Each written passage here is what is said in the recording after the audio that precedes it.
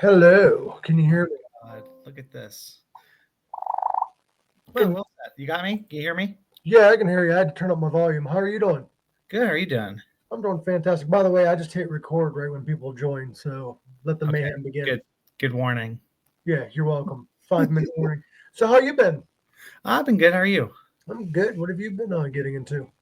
Um, Gosh, I don't know. I was in Pittsburgh this past weekend shooting a festival, Oh, shooting which some video one? for a festival. Folk Labs event called Folklore. Oh, Yeah, interesting. got an open mic coming up on Friday. Hope to see you there. There's open mic on Fridays now. Well, they do what they're doing is they're doing a comedy show. So like there's like the paid comedians, and then they finish up with the open mic. I might So not be there because I do work till midnight. oh, that's yeah. You won't be making it then. No, it's kind of late. I've been trying to make it, but the advertisement's kind of weird. I don't know if it's my algorithm or what. I think they. I don't know. I'll talk to Kyle. It's all Kyle's fault. Damn it, Kyle. It's like fucking South Park. So I see you made a old radio show host angry recently. That's I I didn't make him angry. I mean, that's I just got involved in the fight a well, little bit. well, I know he probably will never come on here to give his side, Yeah. but I will still talk about it. So what happened? Well, I guess there was a fundraiser gala for prostate cancer, Mhm. and he shared a lot of photos of what he called beautiful women, and some of the photos included their backsides and included photos of their feet, and some were just kind of cropped. Some of them were like you could tell that they were like group photos, and like when I was reading through the comments of his live streams, people were calling him out about it. Like they were like, someone else was taking the photo, and you were behind them taking a cell phone photo of that photo, and then he just cropped into the women in the photo, which you can see like the resolution's really low on those ones, and it's like I don't know. I mean, Yes, and I then get he the I understand the backside photos because the prostate awareness. No, I'm just kidding. Sorry, Jesus. that's fucked up. All kidding aside, that's fucked up. Like, Yeah. I get it. I like beautiful women too, but I'm not gonna be posting unwarranted, unsolicited photos of their backside and feet. Yeah, exactly. And then the worst part was like the subjects in the photos were like telling him like we don't feel comfortable with these on the internet. Can you take them down? And he like refused to take them down. And then there was a local reporter who's new to the area too, and I feel bad because she's phenomenal writer, and she stuck her neck out and tagged him in a post, calling him out about how gross and disgusting the photos were. And then he went in on a deep dive on their Facebook page, which was just, some elderly people finding out their logins and going into their page and grabbing some photos. And pulled up photos of her just like wearing like normal fucking clothes that they deemed inappropriate. But I mean, we just recently dug through his profile photo and found some pretty inappropriate stuff too. So My question is why? Talk about projecting though. You post inappropriate photos like with no consent of women, and then you talk about another woman consensually posting pictures of herself. right, right, yeah, it's a little creepy. That's very creepy. And also, I saw the video where he was like, I think he thought he was calling you out for being trans. Yeah. He so the connection there, I know what the connection is the owner of the company that owns that radio station. He's brothers with someone that I used to work with at my old job, and so when he dead named me on the radio a couple times and he referenced where I worked, I was just like, oh, that's where I didn't realize that was a connection until I found out who the owner was. I was like, oh, that's a connection there. But yeah, so he thought he was kind of being sly, like, I don't know if they're related or not. It's like, get the fuck out of here. It don't make sense. I've never understood like older people. I understand like that's how they're raised. Like we can't necessarily you can unlearn that. So we can blame them for that, but we can't blame them for what they were raised on.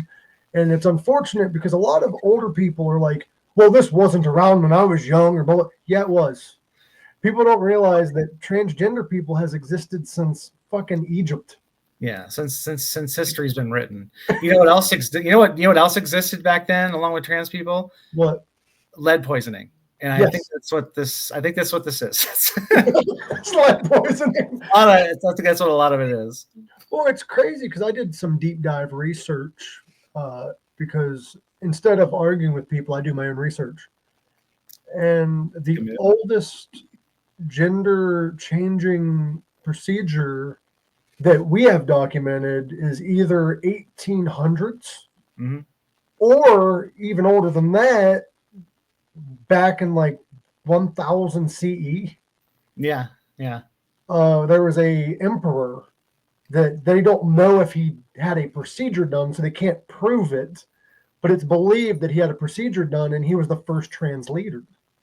Yeah, I've read about them before. I know that like some like a long time ago wasn't they didn't they didn't know the word transgender, they didn't use that word transgender, but they like may use like the word two-spirited or something like that. There's tribes in the world that are cut off from society and they have trans people in their tribes, like, so it's not like it's just something that just happened overnight, but they like to think that way. So And it's weird because if you even look back to like old gods that were worshipped, a lot of them either had no sex or they were transgender or whatever. And it's kind of weird because a lot of people, and this isn't me being blasphemous, this is just me speaking my truth. A lot of people that are against transgender people claim religious reasons, but their god is transgender. yeah. Like that don't make sense to me.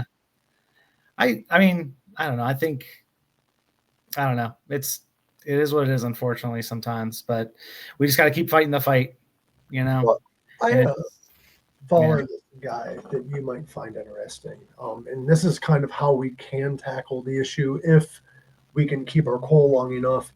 There's this guy, he's a jazz musician, and he is an African American. That's important to the story because he decided to befriend members of the KKK. And when people ask him why, he's like, I just want to know why they hate me. Like, I want to know where it comes from. And he's like, and I've had people leave because I became friends with them. It all boils down to ignorance. Ignorance breeds hatred. If you end it at ignorance, that hatred leaves. Yeah. So, like my history, I was very conservative back in the day, before coming out. I saw the light, but I still have a lot of conservative friends, and I've like had moments where like I sat down with them at a table. Like I've sat down with some people and just had a conversation about my life and where it came from, and like how I've had these feelings my entire life, and how I just never felt comfortable, expressing myself. And once you just kind of like, once you kind of just, you put a face to the identity and stuff, like people just kind of chill out and they're just like, oh, you're just a happy person that's just enjoying life. Like what everybody else wants in this country. Like this being trans is the most patriotic thing you could fucking do in this country. Is it is just like the epitome of freedom. That's what I think. That's my mind. Well, I think what also goes hand in hand is I've got a lot of friends that are trans. I have a lot of friends that are gay, and I have a lot of friends that are pagan. And by that, I mean like Satanists, just pagans, people who aren't religious. And all of them groups have one thing in common. And it's the most patriotic and most American thing you can do is go against the grain. Yeah. And do what makes you fucking happy, regardless of what people tell you. Yeah. And I think that a lot of the people that that judge and get angry, and I mean, you can see it like right now, if you go on WTR's Facebook page and look at the comments that underneath the Pride post for the upcoming Pride event, is just those are that's the most traction they get, by the way, is those type of posts, because I don't know, they try to, if you reach out to them to get them to clean it up, they'll just block you. That's what happened to me. I'm blocked on their page for speaking out against them. But those people, I feel like there's a level of jealousy where they're just like, this is somebody who feels comfortable enough being themselves and living their true life, and I wish that I could, have that bravery to live the life that I want to live too, instead of living the carbon copy that is half of this Ohio Valley, unfortunately. So with you was raised a conservative, correct? Or did you just choose that life? No, I was raised that way, and I have met Donald Trump twice. I have photographed his fundraisers. Is it before and after? Because that would be great. No, this is all before. But yeah, like I have met some very high Republicans in the Republican Party because Trump messed up that bad, huh? No, I'm just kidding. I'm just kidding. He didn't really care about trans people until he saw me and was like, "That's somebody I know they're gonna no." No, that's wild though. But do you think that was it hard for you to realize hey, this is how I feel? Like, was it a feeling you've always had and you just suppressed it due to you being not wanting to be hated by family or society because you're conservative? Yeah, it's one of those things where the internet, I think, is a wonderful thing for people, because growing up without the internet, like my only exposure to trans people was like the Jerry Springer show. Like honestly, that was it.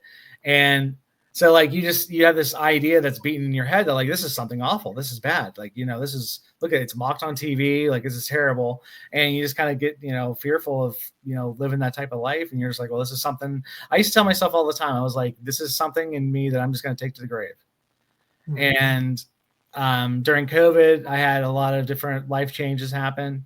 Got divorced, lost my job, and started my own business and did a whole bunch of shit because I was just like, if we're gonna take a shit storm, I'll just take it all right now, instead of leveling out. So, but it was at the point where I was so depressed with my life that I knew that the path that I was on, that I was going to continue going down, was going to lead to my death.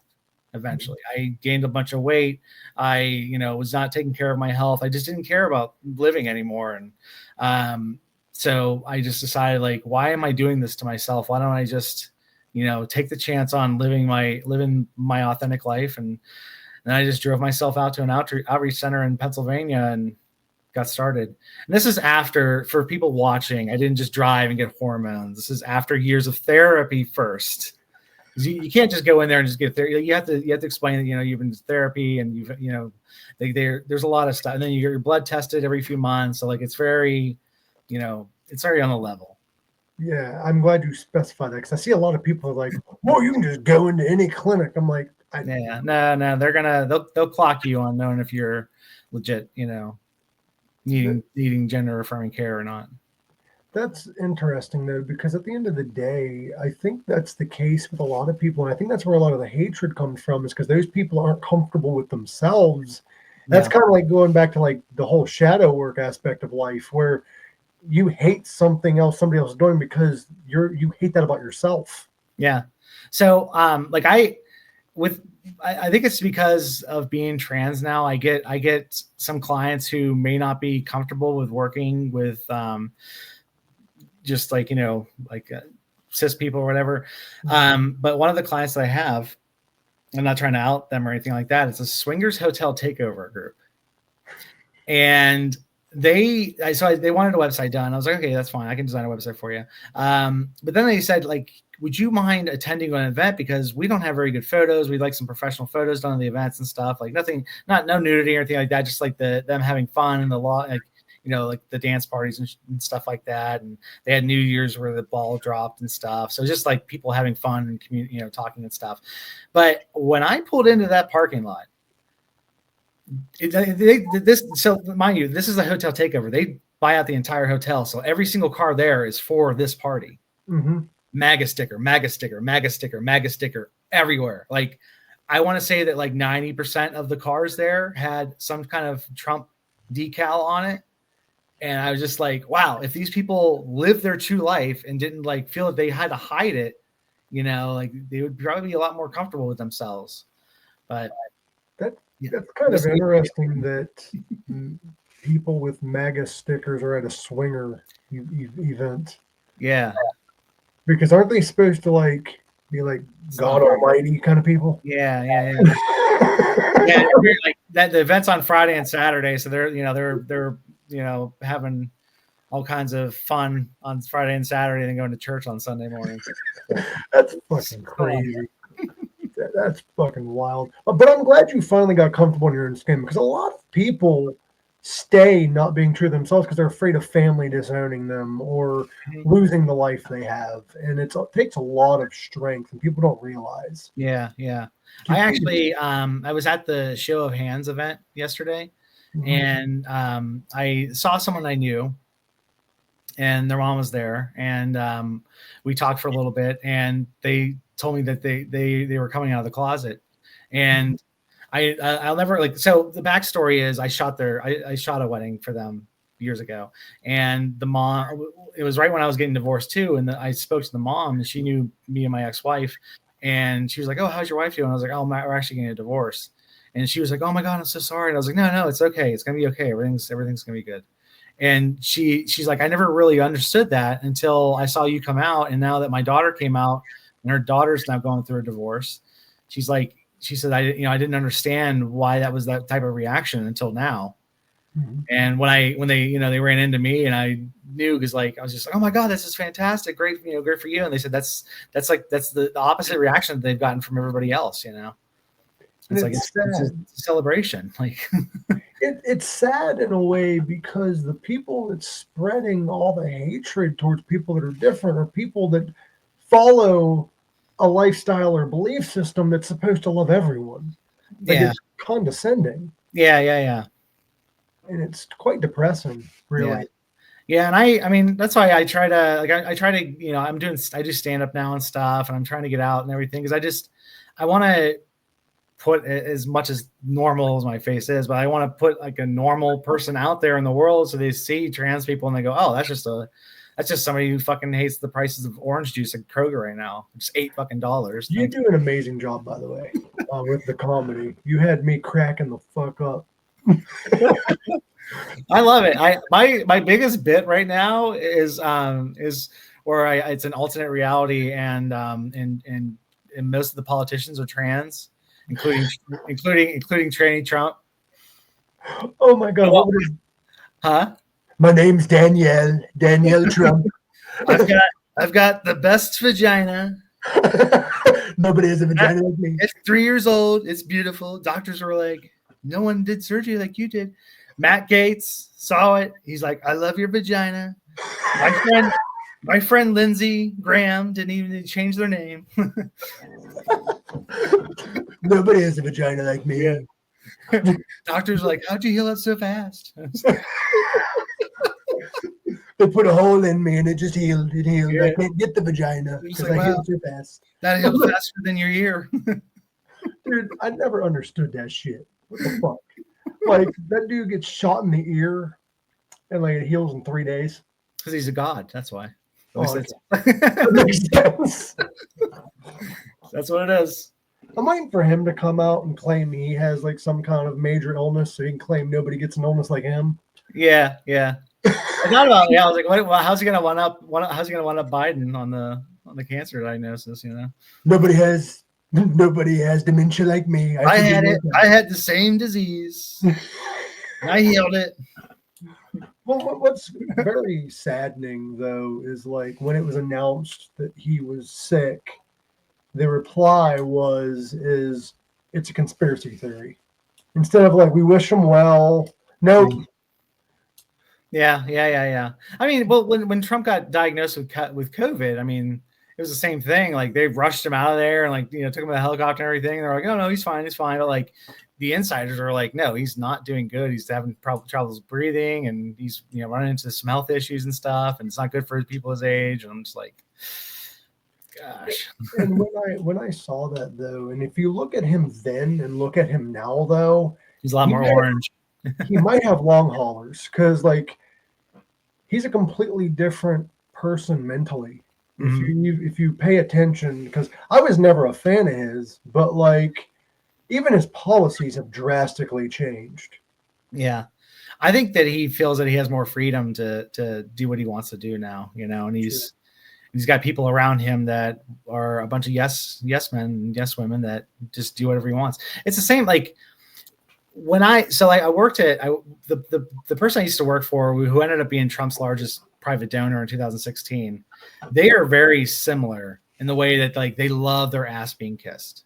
Like that's the way you keep on their good side. That's the way you get raises. You got to kiss their ass. You got to do whatever they want you to do, and then you get that, you get your little little cherry on the top. And then so like you see that like right now, like they have these meetings where there's like this whole table and they're all like they're all going around the table and praising him for something, and it's like, this is not good. This is not the way that this should be happening right now. Well, it's weird because like him as a person hasn't changed, and I'm wondering if his policies even did change, or he's more open about them because he knows he can get away with it. Yeah, like I think maybe he I think someone told him, you could be a dictator, and he just like was like, oh, you know what, I probably could. Let me get my potatoes. Yeah. I'll be the best dictator. Is it just me, or is it odd that he recently had a meeting with a guy in the Middle East that we have a bounty on? Yeah, a little bit, right? Got a big, beautiful plane from it, though. I got a big, beautiful plane. I'm going to leave it at Trump Tower. We know what happened the last. Never mind. Right. No. Don't go there. It's still too soon. Still too soon. I know what you're talking about. Did you ever see that meme going around? It's of George Bush. He put on Instagram, he was at Trump Tower, I guess. Mm-hmm. That's like a picture of Trump Tower, and somebody replied, "Do it, Bush." I know you have it in you. Yeah. Like, oh my God. It's horrible. That is horrible. You got any shows coming up? Do I have any shows coming up? Yeah, besides the open mic, you got any? Friday open mic, and then June 14th at Pride, I'm going to do a set there. I'm one of the 3 comedians going on stage. Oh, nice. I might go to Pride. When is that again? It's June 14th, and it's at Heritageport. Okay, I'll try to get. It's at Heritageport, but I think it's I call it the grassy knoll across from Waterfront Hall. The fucking grassy knoll. Yeah, it's just the grassy knoll across from Waterfront. They're gonna have stage and stuff there. So. Oh, that's spectacular. Hopefully nobody has a parade. Jeez. That was horrible. Okay, but where can we find your photography, your art, and even book you? Do you have a website or just? I have a website. It's essingtoncreative.com, and I always forget to spell this out because every time I order, like if I order a pizza, it's always like Eddington, Ellington, Effington. It's ESSINGTON creative.com. Yeah, there's I do web design, photography, and videography, and yeah. There you go. You spelled it right too. Yes. I'm a professional. Yeah, I like it. That's where you can find my work and book me if you need any assistance with some stuff. You're a jack of all trades, though. Like I was called a Swiss Army knife at my old job. Yeah, like you do like stand-up comedy, you create websites, you do photography, you do like, how long have you been into all these things, or is it just ADHD? I think it's a little bit of ADHD, but I'm self-taught in a lot of that stuff too. Like I went to college for communications, but like web design, I've been designing websites since 2005, since high school, which is aging me now. But I've been designing websites since then. And photography, I just picked up because my last job, I lied and said I was good at photography, and then I was just like, I need to learn this shit fast. And then so that's how I got into that. But video, I've been doing since college. I was part of a 5-part series. And we got Emmy nominated. We didn't win, but yeah. So I am Emmy nominated, Amy Essington, technically. That's crazy. Like, how did I get a guest as big as you? No, right.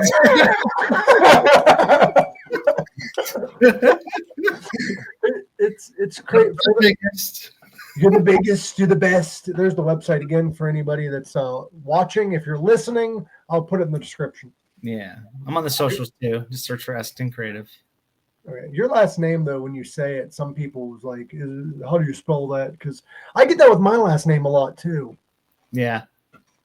I'm like, that's weird. It's just like you're using Nick. I don't know who the fuck Nick is, but I've never thought about that. Yeah, it is Usenick. Yeah, like in high school, I got picked on a lot. They changed the N to a D. Oh. Oh yeah, that's unfortunate. Like, No. I actually had shirts when I was doing stand up more often because I've been kind of focusing on the podcasting because I just don't want to overwhelm myself. If you do too much shit at once, you get burnt out quick. You know that. You know, in this world, I will say that there's just not enough white guy podcasters out there. So I appreciate There's you. not one with hair. I'm as hairy as you. I mean, Theo Vaughn's the one that has the most hair out of all of them. So Yeah. you got like Rogan's the bald one, and then you have Theo Vaughn. He's the autistic one, and then you have me. That's a mixture of. Yeah. Maybe I'll do a podcast. I'll just be the first. Well, there's probably other trans women that do podcasts, but You're the only one that matters. I'll be the first one in the Ohio Valley. There's not a whole lot of like I know a lot of trans people, and I'm friends with a lot of trans people, but like I don't think it's. I think a lot of people are still afraid. I think there's a lot of people still. I would say afraid. I mean, people just don't want to be bothered. You know, they just want to live their life and they just want to stay quiet. I mean, I don't blame them at all. I can't do that. I have to be loud and proud. I like to be out and stuff and be. There's nothing wrong with pride. Yeah, but I mean, we have a. I don't know. I probably should. Well, we have like a Signal group chat, and it's trans people that are local and stuff, and there's plenty of trans people in this area. It's just don't feel as comfortable as some of us to be out, and that's okay too. And some people are just private to begin with. Yeah, exactly. I wish it was private. Sometimes I do too, because I get those moments where like I haven't done comedy in about 3 months because I just needed a break. And people are like, sometimes people just don't give a shit, and then they realize, hey, it's been a while. Do you still do that? And I'm like, I will. Yeah. But like sometimes you just need a break from the general public because that's so much different meshing energies at one time. Oh yeah. It's a lot of social all at once. And that's like when I do my stand up, I'm usually just like I shut off for like a week or two from everyone. I'm just like, no, just in the words of George Carlin, I love people as individuals when you put them in groups because they're trying to be like the group and there's no individuality there. So it gets annoying because you're not talking to a person, you're talking to a robot. Yeah. You're talking to the group as whole. Yeah. And I'm like, no, you're talking to the group's whole. What? Yeah, that's on my other website. Yeah. By the way, if you enjoy the format of this podcast, the way that I do it is I just have whoever on whenever. So you're more than welcome. Okay. Cool.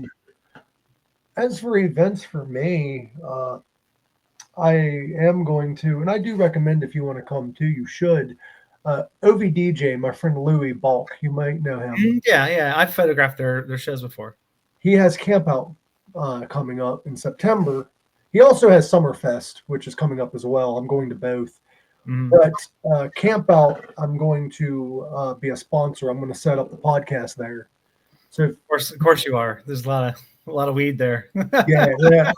But if you're a cop or my job, I've never seen the stuff. Yeah.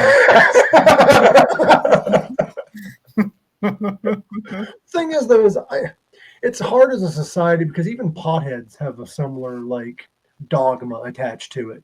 Like a lot of jobs are like, you can't be productive and be a pothead. I'm like, I mean, I'm one of the hardest workers at most jobs I've had. Yeah, I can see it helps get you through the job, you know. Well, I have anxiety, depression, pain. Like if it wasn't for it, and I don't even get high at work. I medicate in the morning, and then the wave's gone by the time work hits. It's just enough to take away the pain. Yeah. And so I'm sure you don't. I'm sure your guest never asked, but like, how are you doing? What do you got coming up? I'm very egotistical, so they don't ask. I just tell them. No, I'm just kidding. No, I've got a few guests in the work, but none that's official, so I can't really announce anything. I do have some shows, like I'm going to be sponsoring. I keep saying hosting because I'm so used to hosting shit. sponsoring OVDJ Camp Out, and I'm going to be helping out with Summerfest. I might be getting back on the comedy stage soon. I was hoping at an open mic, but they quit doing them on Thursdays, and now I work on Thursdays anyway. They sometimes do them on Thursdays, but I think they're trying to push them more towards the weekends. I think they're getting a larger crowd. I don't know. I'm not speaking for them. I'm just assuming. That makes perfect sense. I'm not saying anything derogatory about it at all. I'm just saying that my schedule just hasn't aligned with it. Yeah. I'm going to a concert in October. Nice. Who you seeing?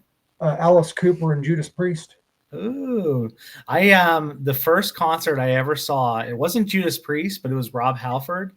When the old singer, the current singer of Judas Priest, when he separated from the band, that was back in the day when he came out of the closet, and the band was like, no, and he did his own thing, and he did a band. His band was just called Halford, but they did covers and stuff, and he did his own music. And like, I remember like in 7th grade getting out of my dad's car and like hearing him screaming. Like he was doing Screaming for Vengeance right when we arrived, and I was just like, "Holy shit, what the fuck is that?" Like, I love Judas Priest. They're awesome. I love Rob Halford. Yeah, and I love Judas Priest. But I'm a huge Priest fan, but I'm also a huge Alice Cooper fan. And yeah. I bet his shows are fun. I've never seen him live. I had a bit of an addiction there for a while, where I was going to concerts like every fucking week. Yeah. So like I racked them up. I've seen Alice the most because he's the one that got me into the music I listen to, and he was a big inspiration to me because I love horror. I love all that kind of stuff. So I've seen Alice a little over 20 times. Yeah. And he's the only performer I've seen. Like I've seen some 10 plus times. He's the only one that I've seen that's not had a bad show. Yeah.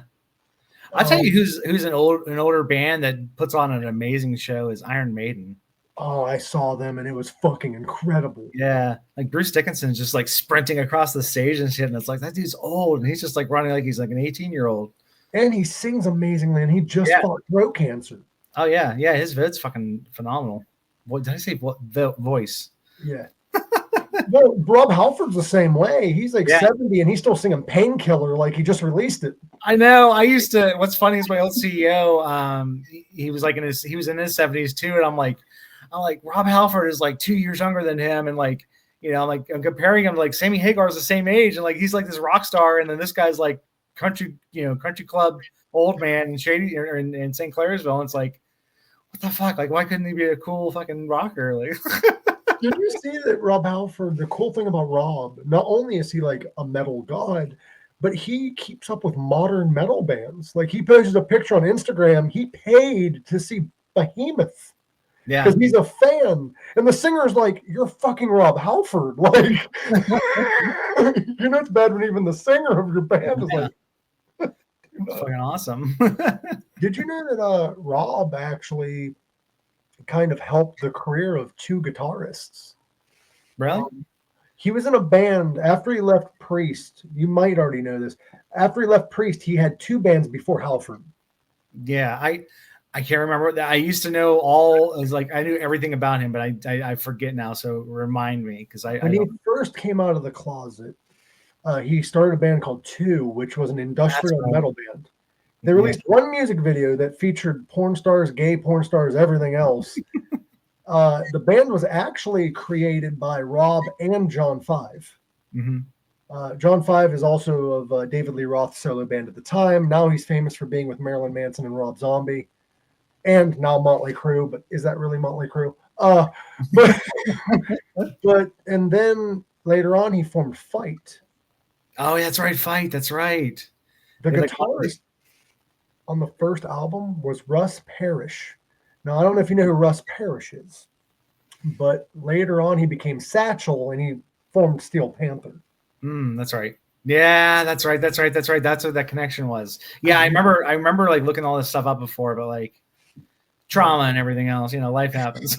I'm a big like with you. I have ADHD. I'm kind of on the spectrum, so I hyperfixate on like things that I enjoy until I get tired of hyperfixating. Then I move on to the next thing. So I have a brain full of useless, wild knowledge that's just there. When the other singer came in for Judas Priest, Did you listen to them then, and did you like that singer? I listened to them. I did enjoy the albums. I really did. But I think I would have enjoyed them more if he had his own thing. Like if he sung his own way or if he did his own thing. Like Yeah. when Black Sabbath replaced Ozzy. Like don't Yeah. try to imitate, do your own thing. He was more so an impersonator. Like he impersonated Rob Halford. Well, I mean, yeah, I mean a little in some ways, but I guess like if you he did, I think they came out with like 2 albums with him, and some of the songs are just like kick ass. Like he's got a voice too. And I think that's where like the comparison really is like they both have incredible voices and they kind of seem to hit the same type of notes and stuff. And it's just like a reincarnation a little bit. It might also be hypocritical of me because I do enjoy bands that sound similar or the same. Yeah. It could just be his singing voice, and it could just be nostalgia because I haven't heard them in a while. So I'd have to go back and listen. Yeah. Because as I stated earlier, Motley Crue, I only have one album. Like I do enjoy Motley for what they were, but there's one album that's my favorite, and it's also Motley Crue fans' least favorite. 1994, they fired Vince Neil as their vocalist, and they replaced him with John Corabi. And they released one album. That just happens to be my favorite album. It happens. I honestly didn't know that. I don't know enough about Motley Crue. I mean, I had what was the album with Kickstart My Heart on it? Oh fuck, which one was that? I have Google at my fingertips. Yeah, I had that album when I was a kid. What song did you say again? There was like Kickstart My Heart was in it, and then shit, I can't remember. That was off of the album Dr. Feelgood. Yeah, it was Dr. That's what it was, Dr. Feelgood. I was like, I could picture the cover of it. I don't know why I was fucking Dr. Feelgood is like one of their top hits. Like, why can't I think of that? Well, they had a lot of albums though that they have released. Yeah, that had a lot of hits because there for a while, like they were hit after hit after hit after hit after fucking hit. Is there any bands that you enjoyed? Like, do you like Black Sabbath? I enjoy. I can listen to some Black Sabbath. There's one band in particular that I am like. So, I used to judge Taylor Swift fans. You know, I was like, oh, they're nuts of like how much they love this fucking Taylor Swift. Until this band came out, and it's like the one band that I listen to like 99% of the time now, and they're called Sleep Token. Oh, you became a token. Yeah, I'm a Token fan. I'm a sleepyhead or whatever we call each other. I don't know. I love it. They're playing in Cleveland in the fall, and I didn't get to snag any tickets because I unfortunately am a broke creative. But you know, there's hope still. You know, I feel that Sleep Token though I've heard puts on a good show, so it's totally worth it. Yeah, they kind of remind me a little bit of like the hype that was behind Ghost when they first like became big. Yeah, that's a comparable one there. Like vocally and instrumentally, they're original, but like the popularity reminds me of when like Ghost didn't first hit the scene because Ghost didn't become popular until like 10 years later. Yeah, but like when their popularity started. Yeah, I think Sleep Token has a big thank you they got to give out to TikTok for making them popular too. That's how I found them. You know, I used to listen. I used to be around friends and stuff to listen to metal and stuff, and now I'm around here and I don't really have those type of circles anymore. So I discovered them on TikTok during COVID, and I was just like, oh my god, this band's fucking phenomenal. And now I just like they just released their latest album like a week or two ago called Even in Arcadia, and I stayed up till midnight to listen to it. I saw that post. And then I played it till I stayed up till like 3 a.m. listening to it on repeat. I was just like, this is phenomenal. And then I ended up having to go to the bathroom at like 5 a.m. and one of my friends texted me because she gets up super early and was like, I'm just now seeing these texts. And I joked with her and I was like, I'm still up listening to it. I'm that way with musicians though. I can't really judge. Like when Alice released his last album, I waited until midnight till it fucking dropped. Yeah. And yeah, I must say it rocked. The new Maiden album, I did the same thing with. Did the you? latest one. I haven't listened to much of their new stuff lately. Really good. Yeah. really good. It just the thing is, a lot of people kind of like swipe the new Iron Maiden under the radar because it's Maiden. Like, Yeah. like Maiden's Maiden. Like you hear one Here's a- Maiden song, like that's Maiden. Like Here's a band from back in the day that I like because they're very political, which is wild because my dad loves this band and the lyrics are just totally opposite of his way of thinking, the MAGA brain. But Queensryche. they're so good. Yeah, they were in that concert. So that concert with Rob Halford was Halford, Queensryche, and Iron Maiden. Like That's a fucking show. the first concert I ever went to, that was it. Like, Jesus Christ. Mine wasn't that intense. My first one was Alice Cooper and Blue Oyster Cult. Yeah. Blue Oyster Cult's probably badass though to watch. They were amazing because their bassist at the time was Rudy Sarzo. Mm-hmm. And he's played for like every 80s band known to man. Yeah. So like they did like covers. They did like a cover melody of every band that he was in. Yeah. What was the best show you've been to? Oh God, best show. I would say, who was playing that concert? It was Animals as Leaders. I'm going little, like these are bands that probably nobody's gonna fucking know. I know Animals as Leaders. Okay, Animals as Leaders, and then the Contortionist was there. I saw the Contortionist twice. They played with Between the Buried and Me, which is one of my top bands too. And then I ended up seeing them like a couple months later. Like I literally discovered the Contortionist, and then like it was like 2 months later, there was another show in Pittsburgh. I think it was Between the Buried and Me was that concert, and they were just like in the area, and they decided to tag along with their show. And I was just like, this is badass. Like, yeah, Between the Buried and Me is one of my all-time favorite bands. If you ever heard them. I've heard of them, and I find it very enlightening that one of your favorite bands is a band that opened for another one of your favorite bands.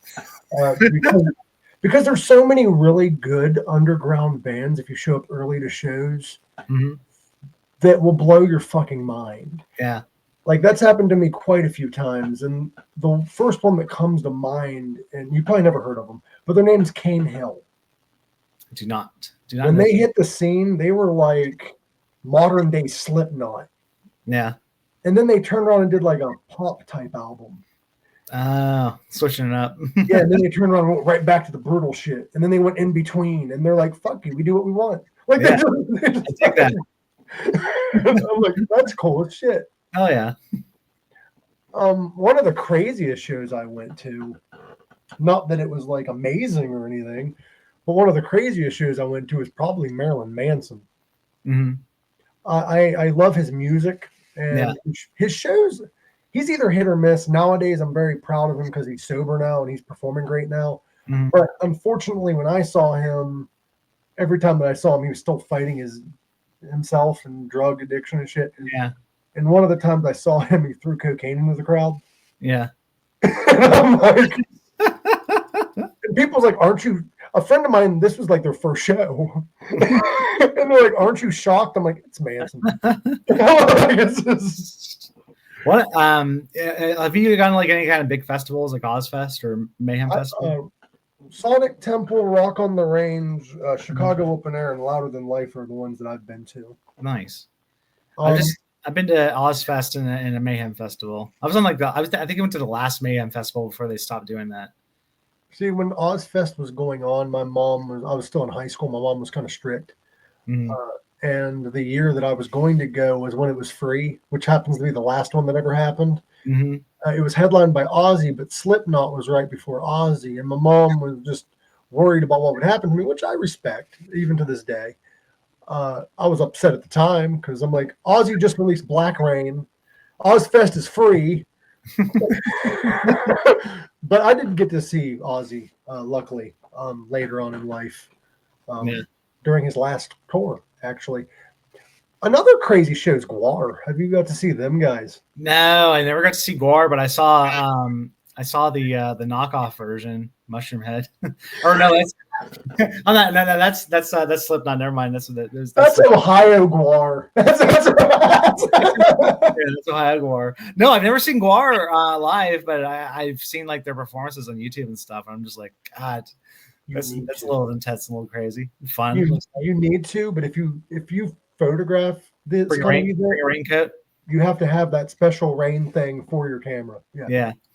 Lots of cameras get ruined at Guar Shoot. You do concert photography too, right? Or is it just local stuff? Yeah, no, well, it's local, but it'd be nice to expand out. But yeah, so my friend Dan that owns Waterfront Hall, I'll just text him and be like, hey, can I come photograph this show tonight? And he's like, yeah. So I just go in there and I'll just go with the camera and stuff and shoot a bunch of photos. And I learned that I love doing concert photography and videography too, like shooting some reels and stuff for them, like little 30-second reels or something. And luckily it was cool because it ended up I shot some photos for Aristotle Jones, who was playing at Blues. I think it was Blues Fest, and they had to bring it indoors and stuff at Waterfront. And I shot some video for them, did some photos, and then they reached out to me a couple of months ago and were like, "Hey, would you be interested in shooting a music video for us?" And I was like, oh, hell yeah, let's do that, So they pay me to drive out to Morgantown, and we shot a music video. I did like a whole bunch of study on YouTube to see what other people are doing and stuff to create it, and just went to town on it. It was awesome. The edit came out really awesome, and they loved it, and now it's live. That's cool as shit. Yeah. I was never a concert photographer, but I used to run media companies with people, like help like local media companies, like not really local. One of them was like Las Vegas, but a friend of mine was running it, and I used to get into shows all the time. But the catch was you have to have a photographer because even if you're interviewing the band, you have to pay for the ticket if you're not taking pictures. Yeah. So like I would grab a photographer, we'd go to the show, I'd interview the band, or sometimes I didn't even have to interview the band. I just wrote up what the show was like, used their pictures, collabed on it, and that was it. Yeah. I did that again. I did sneak my camera into the Animals as Leaders concert, which is cool because my camera has dual card slots on it. And when security saw me taking photos, they were like, you need to delete those right away. And you need to show us that you deleted it. So I quickly popped the second memory card out and tossed it in my pocket. And then I showed them me deleting the photos off the memory card. And then I went home with the other memory card and edited all the photos up. That's cool as shit. Yeah. I think people don't realize, and this is my ADHD brain, it's similar to what we're talking about, but not at the same time. I don't think people realize how hard it was to take concert videos and pictures and all that shit at concerts before 2010. Yeah. But like before phones, like you had to hide this fucking camera. Yeah. Now you got a phone that people bring into a movie theater and just pop it up on their chair, and you got a whole fucking 4K version of a movie, and it's like you can't even tell it's like a phone sitting there recording it, unfortunately. For them. That's why, like, I find it funny when, like, the generation, because you go on YouTube and you find a bootleg video. For instance, one of them I found was like Alice in Chains from like the 90s. And somebody's like, the quality shit. I'm like, they're trying to hide a fucking they're shooting with an over-the-shoulder camera, like, and they don't have a press pass. Yeah, they gotta change tapes halfway through. Like. Photographing and videoing performances back then took some fucking skill. Yeah. That's crazy. What bands would you say, speaking of music, what bands would you say are underrated even for their time? Underrated even for their time? Yeah, like you can even name older musicians, and they can be popular, but their music is underrated. Yeah. I don't know if they're really underrated, but it's just one of those things too where like I don't know anybody around here that listens to the music I listen to. But I love the band Dance Gavin Dance. They're so good. All right, yeah, all right, cool. I know one person at least that listens to them. That's the thing too, is like I don't know if they're not known or like if they're they're just not a popular band, because it's like I don't fucking know anybody that listens to the shit I do. So I'm the same way though. I have a vast taste in music. Yeah. And I listen to Frank Zappa, and nobody in this area even knows who the fuck Frank Zappa is most of the time. Yeah. I know Frank Zappa is. Do you like him? I do. Yeah. I don't mind it. Because a lot of people are like, I've never heard of him, and they listen to it like, what the fuck is this? I'll tell you the worst concert I ever went to. Good. Fish. Really? I'm shocked about that. Yeah. Why are you shocked about that? Well, I've heard mixed reviews, but a lot of people that have seen fish that I know are fans. So they're Are they kind all of, stoners? yeah, they're very Yeah, biased. that's why. I couldn't. This was back like I was working a job where you get tested and stuff, so there was no weed in me. So I had to listen to that shit fucking sober. I was like, this is the most miserable fucking thing I've ever sat through. Like it was awful. I've heard people describe fish as the modern day Grateful Dead. Yeah, I don't know. I can listen to some Grateful Dead. I can get behind a couple of their songs, but Or like a Fish poor is just like I don't know. That shit is just it's miserable. It's pain. Like that's my torture. If I go to hell and there's a real hell, it's gonna be fucking Fish playing on like 24/7. That's it. fish. Fucking fish is just jamming. It's gonna be Fish, and then the devil's gonna make me have to do the Trump impersonation every day, all day. There's no band better than fish. That's my fucking hell right there. Dude, what does fish call their fans? Like fishermen? I don't know. Fish heads? Fish heads. I bet you it's fish heads. I'm not even gonna Google that shit, but I guarantee you it's fucking fish heads. That's fucking ridiculous. You know, Grateful Dead has the dead heads, and Fish probably has the fucking fish heads. But that sounds kind of like bestiality. I don't think I like that. That's the worst concert I went to was probably like Motley Crue. It was the worst? Motley Crue, yeah. Really? Was it later? Later, it was their. You know when they did their final tour. Yeah. I saw them twice on their final tour, Mm-hmm. and I more so went because Alice was opening. Mm-hmm. And my ex at the time likes Motley Crue too, so I stayed for them. And they had the hits, but the first time it might have been a sound guy issue because Vince's microphone wasn't very loud. The instruments were way too loud. Yeah. The second time I saw them, I'm like, now I realized why his mic wasn't loud. I see the videos online. It's like, oh gosh, man, you got to know when to hang it up, you know? Yeah, how you know me. I get it. You're getting older. I get it. He's getting older. He's not going to be in the same shape he was back then. I get all that, but Yeah. it just don't look like he's trying. Yeah. Like there's an older musician. I can't even remember the dude's name, but it doesn't even fucking matter because he's just really old and he's holding the microphone up to his mouth and like the voice is playing, but you can tell like, it's not coming out of his mouth and he's just like looks like a corpse up there. I know who you're talking about. You know what I'm talking about? Yeah, Frankie Valli in the Four Seasons. That's it. Yes, that's right. That's what it is. There's a reason for that because he all of his live performances he recorded like 10 years ago. Yeah. Because he knew in his health he couldn't sing anymore, but he still wants to perform. There ain't much performing going on. He's just standing there. It's like, oh man. I think it's more so it's the ego issue with a lot of people. They just don't want to say, hey, my time's up. They still want to go on stage and get that godlike people worshiping them. I think that's a generational thing. Because like you see that like nowadays, like people don't retire. You know, we're watching politicians die in office in their 70s and 80s. This economy, we can't afford to retire. I know. You got radio hosts around here that are mocking people, and they're in their fucking 70s, and it's like just retire and just go off and enjoy life. Like, why are you? In this economy, we can't retire.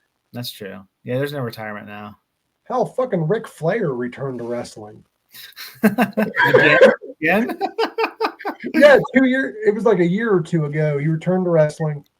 And he said it's his last match. God, we all hope. And he did the press conference, and they're like, do you have any concerns? You're 73 years old. And he's like, I have a couple, but they're not that bad. And they're like, what's your concerns? He's like, I have a pacemaker. I think that's a bit of a concern. Yeah. I'm afraid to shit myself in the middle of the ring. Well, a wrestler recently had his farewell match, and he fucking died like a few days later, or a week later, or 2 weeks later. Who was this? Sabu. Oh, that's right. I read about that. Yeah. Yeah, he wrestled, and 2 weeks later, he just fell over dead.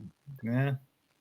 And a lot of people are giving hate to the company, saying, well, that might have caused his death. But, you know, Sabu was a wrestler that had a drug problem at one time. He used to fall on barbed wire all the time. He used to fall on his head all the time. Like, did it cause maybe a final nail in the coffin? Maybe, but that's not the main cause. You know what though? Maybe that might just be the way he wanted to go out too. You know, one last match. What a fucking way to go! I was talking to a buddy earlier. He's an independent pro wrestler. He was on here, and honestly, nobody wants to go out on a deathbed.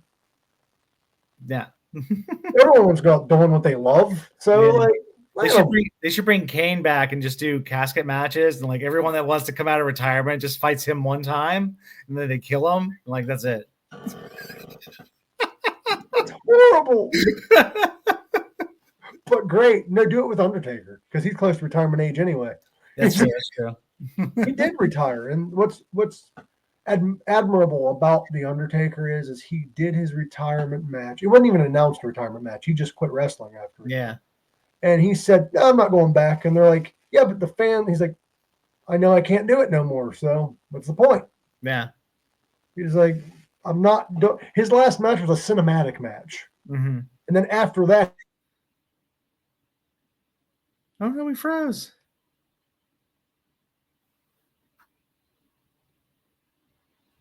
I'm back. Okay, you froze. Your face. You're just like you're frozen like this. Internet issues, but no, the Undertaker. His last match was kind of depressing because it was John Cena was calling him out. And he came out, and all he did was like big boot Cena, choke slam him, and tombstone him. That was it. Yeah. Speaking of John Cena, have you seen his show? I think it's called, was it Peacemaker? No, but I've heard of it. He plays like a anti-hero or something. Yeah, and it's fucking hilarious. Like I forgot. I forgot about that show until now, and it's just like I got to find out if they're coming out with another season of that show. It's phenomenal. I saw something that made me unable to look at Cena the same way ever. And somebody said that this Cena retirement tour looks more like Jim Verney playing John Cena on a retirement tour. Like they got to place Ernest. Like WrestleMania. Just yeah, he's starting to get there in age too, and it's like God, it makes me feel old now seeing these guys that like I grew up watching, and it's just like. Can I make you feel even older? No. Did you watch wrestling in 2005 or 2006 by chance? Yeah. Remember when Hulk Hogan came back and everybody's talking about how old he is and all of that? Uh-huh. John Cena right now is only 2 years younger than Hulk Hogan was then. Oh God. God, about 5 more years, he's gonna be back in fucking Trump too.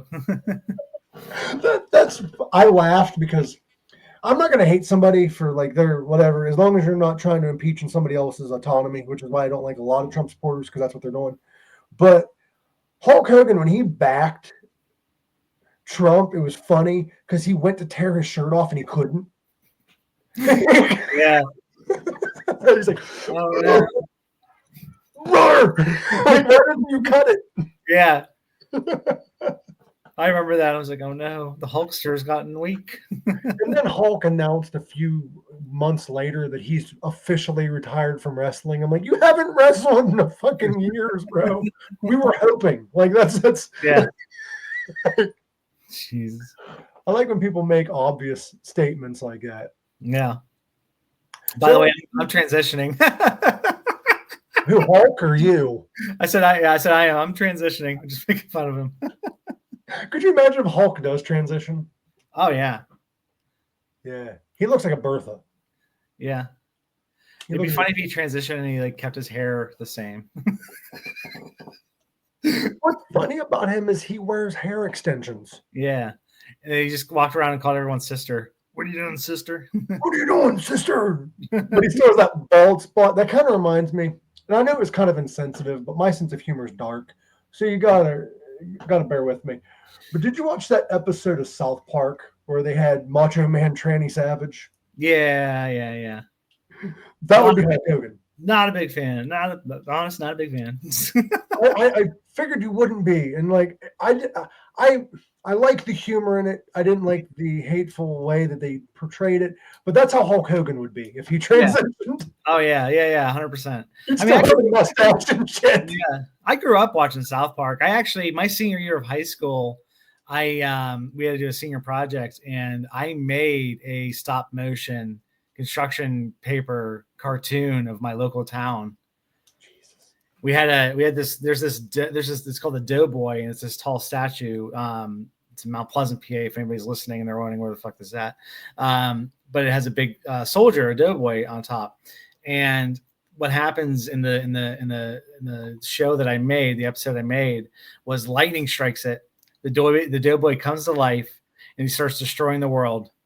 Mm-hmm. But they also in the same area around there during Christmas time, they'll put out a nativity scene. So lightning also strikes the nativity scene, which also makes the baby Jesus come to life, and the baby Jesus kills the doughboy in the cartoon I did in high school. How long did that take to make? It took forever. It took fucking forever because I had to take pictures and pictures and pictures, and like because you had to do it exactly like that, and they wanted me to do the episode as long as like the South Park episode would be, which was like 17 and a half minutes. It was way more than like what everyone else was doing, was building a fucking doghouse. Like South Park nowadays, they like animate it, and they oh yeah, they got software. They have software that does that stuff. They have software that does that. They can pick up the vocals and do the lips and stuff. And like they cheat now, but back in the day, they did hand do every episode. Yeah, I remember when I was researching it. This was back when they did have that technology now available, where like they can pump those episodes out real fast. And it was, do you remember when they killed Saddam Hussein and they came out with the episode the very next day, or like that morning that morning they killed Saddam Hussein. It was like 5 a.m. I remember like my dad was all excited and woke us up like it was Christmas. It was like, they killed Saddam.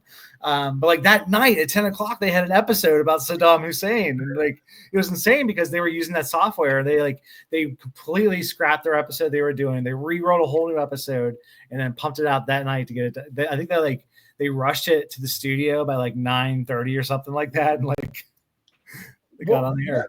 I wonder what the episode was that they scrapped. I know. Yeah. Is it still out there, or do they, I'm assuming they probably just aired it the next week because they probably like everyone just take a fucking week. Because some of the jokes might still be relevant. What's that? Some of the jokes might still be relevant. Yeah. That is interesting. I might have to Google that and find out what happened to that episode that they scrapped. The thing is, though, with South Park is like, yes, some of their jokes are insensitive, but I view it more so as not a hateful thing. It's more of like we should be able to laugh at ourselves. Yeah. I mean, yeah, they kind of, I mean, they make fun of everything, Yeah. And it doesn't matter what side of the political spectrum you're on. They're gonna poke fun at it. So. Yeah. Like I had a lot of trans friends that tried canceling South Park, and I'm like, no, like at a point we should, you might not like it because that's sensitive to you, but like in comedy, there shouldn't be limits as long as they're not being hateful towards just one person. Yeah. Because comedy is subjective at the end of the day. I've had episodes that I didn't like when they were making fun of Michael Jackson because Michael was proven fucking innocent in court. But it was still funny, so I still laughed. Yeah. Because we should be able to laugh at ourselves. We should be able to laugh at what we're going through. And that's why I love doing my stand-up stuff, is because it's just like, this is my trauma coming out, and it's a release for me. Like I feel good about doing this stuff, and somehow it's all landing right now. So have you ever had an angry redneck approach you at a show yet? No, I have not, but I have had MAGA people come up to me though, and they were just like I had one person like, I voted for Trump and I thought your sketch was fucking hilarious. I'm like, oh, that's awesome. Like I've had people that seem that they are conservative, and they've reached out. I actually want to do a joke. I probably shouldn't say this. Well, fuck it, I'll say it. But I thought about it because there was a country music concert going on at West Banco just down the street. So when we were doing our open mic, it was just filled with conservatives. Like it was just, you could tell. And there were some people down the front that were they were kind of like, not like heckling, but like they were just kind of like commenting back about some of the stuff I was saying. And I kind of bit my lip, but like looking back on it, I should have just been like, so sir, you look like a Trump supporter, and then have them say yeah, and then I'd be like, so what do you think about Grindr's new update? And like, I love that. Well, thing is, though, is I talk bad on Trump all the time, but I would never hate someone or dislike them because they support Trump. Because a lot of people just do it because their family does it, or they do it because it's a cool thing to do, or they even do it because that's the best choice in their eyes. Yeah, I mean the whole like I mean I'm not lying when I said that I was a Trump supporter before I came out of the closet, and the whole thing was about him was like because he told us to our faces that the Democrats are coming after your jobs because it's a coal industry. Mm-hmm. Democrats are coming after your jobs. I'm going to save your jobs. You're going to be mining so much coal. You're not going to know what to do with it. And then 2020 rolls around right before COVID. This wasn't a COVID firing, but the company went bankrupt, and then a bunch of us started getting laid off. Mm-hmm. And I was just at that point, I was just like, I don't know if he was telling the truth about saving the industry. So we're all out of jobs now. A lot of people say he's an outsider, but he's been in politics since the. He's been involved. Now, if you have money in this country, you're involved in politics. We all know. Come on. Like, I knew in the beginning because I'm like, this dude's just like any other politician. He's going to say whatever it takes to get him elected, and then do whatever he wants once he gets in there. Yeah. And it's unfortunate because he actually ran as a Democrat at one time, and he failed. Yeah.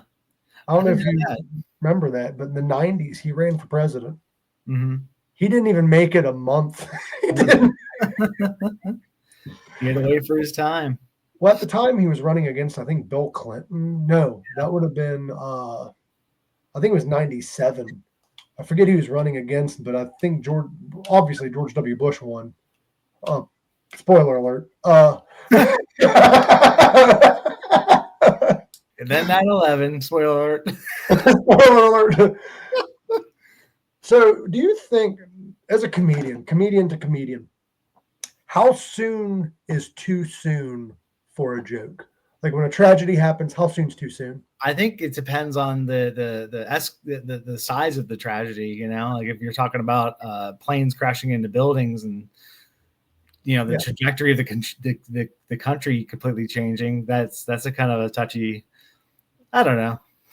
How soon's too soon, in your opinion? Like, let's. I think if you're like directly involved with it, it's okay. Like what's that? There's a comedian that Pete Davidson. Yes, yeah. Pete Davidson has a lot of good 9/11 content because his dad was, was his dad like one of the firefighters or was like killed in the building or he went in and was killed in the building. Yeah. So that's okay. I think like if you are like that affected by it, like go ahead and heal by telling as many fucking jokes as you need to get through to like, to get there, So do you want to take a guess at who the first comedian to tell a 9/11 joke was and when it was? George Bush right after the next day. That doesn't count. That doesn't count. I don't know. Gilbert Gottfried. Of course. He told it, and I could have my date wrong. Do your own research, as it says down here. But if my memory serves me right, he told it the day after in New York City because he had a show booked. Oh, shit. Yeah. I think he said something along the lines of my flight. Sorry, I'm a little late. My flight was delayed, but I'm not sure why. Oh, yeah, that's a little touchy. Or some shit like that. Yeah. I'm like, ooh. Ooh. Yeah, Tommy. Come on, man. I just tried to watch this in 7th grade class, and they rolled the TV out, so we had to sit there and watch that shit. Now you're out joking about it. I heard a 9/11 joke the other day. Did you have to do that in school? They roll the TV out in a little TV tray and make you watch the planes and the buildings. And I was 6 years old. I didn't know what the fuck was going on. I didn't even know what the Twin Towers were. Like how old was I when I was? No, I was 8. I was 8 years old, I think. Yeah, I was 13 or 14. Yeah. I was 13 or 14, and I was in PA too. And we were where I lived wasn't too far where Flight 93 crashed. Mm-hmm. And I remember like they made us go outside and like we were practicing for football, and we kept seeing planes flying across, and like all of us would just stop what we're doing and watch the plane. Like we were all in fear, and then finally the coach was just like, nope, that's it. We're all going home. Practice is canceled. Like, thank God. I think I was 9 because it was in September. My birthday's in April. I was born in 92, so that would have put me at 9 years old. Yeah. And I don't remember the teacher. Look at you doing math. Well, I don't really remember. I'm awful at math. The school I went to, you either got reading and math, and no, I'm just kidding. I don't think they rolled out the TV because I don't think I was in class at the time. I Yeah. think I may have been in the bathroom Hmm. because I vaguely remember because trauma. My memory isn't the best when it comes to certain moments in my life. I think I may have been in the bathroom because I remember leaving and everybody was freaking out. I remember leaving whatever room I was in and people Oh, freaking out. I'm like, really stinked it up in there. and then yeah, that's what I thought. And then then they were like, they hit the towers. I'm like, what are the fuck are you? I'm 9. Like, why do I? I'm 9 going on 11. You know what I mean? No, Zing, nice zinger. I was 9, and I didn't care. Like, not because Yeah. I was facetious, but I was 9. I didn't know what the Twin Towers were. I didn't. I mean, know I was 13, and I was just like, what do we? Like, I just thought like, oh, we're having a little break. Like, we don't, school's off. Like, we can just fuck around and stuff. And then it's like, once you start learning what's going on, it's like, holy fuck, that happened. Like the planes, both of them. Like, and it's crazy that there's people that graduated recently that wasn't alive. Yeah, right. Like fucking old. 9/11 to us is what like fucking I'm trying to think of a national tragedy that was somewhat recent when we were that age. Fuck, what would be a recent one? Pearl Harbor. Oh, I was gonna say Princess Diana, but Princess Diana and Pink Floyd had a little something in common. Did they? Yeah, their big hit was The Wall. Oh, there it is. That's horrible. Sorry. I need to modernize it and change it to Dale Earnhardt. There you go. Did he die? What? No, like I remember, like whenever Dale Earnhardt died, like there was like so much coverage of him, like they kept going on and on and on. And I remember like, when did it happen? I think it was either high school. Yeah, I was in high school, and I was just like, did he died? He died? Like it was like every day you heard something about fucking Dale Earnhardt going through a wall, and it's like, oh, I didn't know he died. Like he just died. Yeah. You're just telling me now for the first time? Oh, that's crazy. I did not realize this, but Dale Earnhardt's death in 9/11 happened the same year. Yeah. Dale Earnhardt died in January. Coincidence? Or February, I mean. You think the terrorists were watching NASCAR that day and got an idea? That's horrible. God. Instead of cars, we're going to use planes. They had ideas, great ideas. I don't know why I said that like Trump. We have great ideas. The best ideas. Oh my! 2 planes. I know we're reaching the hour mark. I'm not sure if you have time restraints. We're hour and 12. We're really there. Technicalities. Yeah. We'll edit and post. No, I don't edit shit. Okay. I just post. I add an intro and I just post. Okay. So it's like raw and cut. Unless like the only time I change anything is like if there's something in the beginning, like we had technical error, I can just clip that. Yeah. Because I don't like a long intro if it gets people to not want to listen. But if there's like a slight bug, like recently, like back there where my camera messed up, if it's not long enough, I won't delete it because if anybody's watching this and they've made it this far, I want to buy them a drink at Waterfront Hall. So if you're seeing this and you made it this far, get a hold of me. I'll buy you a drink at Waterfront Hall. Can I be like brutally honest without seeming like an asshole? You can try. I don't do this for listeners. I do this because I enjoy doing it. It's cool to have a little conversation. Yeah, and the only reason I recorded is for evidence later. No, I'm just kidding. Because I figured I always have fun talking to people, and I feel not everyone, because not everyone enjoys everyone's company, but like most people that I've encountered have told me, hey, you enjoy talking, why not post it? So if I can make a little profit or even get my name out there doing it, why not? Right. I don't watch my podcast back. Do you watch your stand-up back? No, I've never recorded my stand-up, but like when I don't know if I'm in something or I don't watch it. I can't do it. I've thought about because I have some because trans community is small here. So when you're in a small rural area as a trans person, you kind of have your online community. And I have friends I've never met in life before, but like they're some of my best friends. And I'm like, I'm gonna record it someday. I'll record it for you so you can see my set. So that on Friday, I might set up a little tripod and record myself. I record myself, and I've recorded my stand-up and posted it, but I've Mhm. not sat there and watched it more than once. Yeah, I couldn't do that. I don't like my voice, so like if I sit there and watch it, I'll be like, oh, I fucking hate my voice. Like I will not watch this. I'm just gonna I'm let not, you post it. I will watch bits and pieces. Like I remember a part of the conversation that I want to like clip for like, and even then I have an AI app that I use that clips parts, and I just watch those parts, so I'm not watching the whole fucking thing. Yeah. And at the end of the day, like I have anxiety, so like if I watch myself back, I'm like, oh, I probably shouldn't have said that, or I probably shouldn't have done that. Instead of just saying, fuck it, I said it, it's out there, whatever. Because at Yeah. the end of the day, other people's opinions don't matter. Yeah. It doesn't, because we're all fuck ups. Yeah. Yeah. Everyone's just fun. That's what I've learned throughout like working with other people and working through my like, working professionally at other places and stuff, is that we're all kind of like just fumbling through.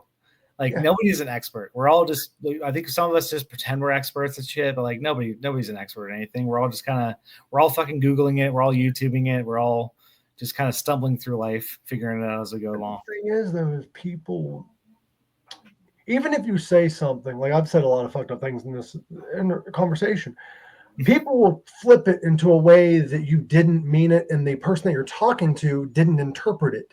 They interpret it their own way because they need a reason to be upset, or they need a reason to not like that person, or they just something within themselves they don't like. So like it's not your job to cater to those people. That's why there's a huge rise right now in independent media, because people have realized that your national media is doing that shit. They're clipping out the parts that can get their audience angry and upset, and they're not showing the whole picture.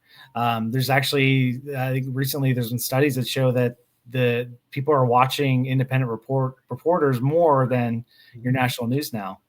So people are looking at local news. Like here we have the Wheeling Free Press run by Justice Hudson. That's phenomenal, and it's just him doing his little independent thing, and he's covering more stories than what the local news is covering, and like he's covering them more in depth.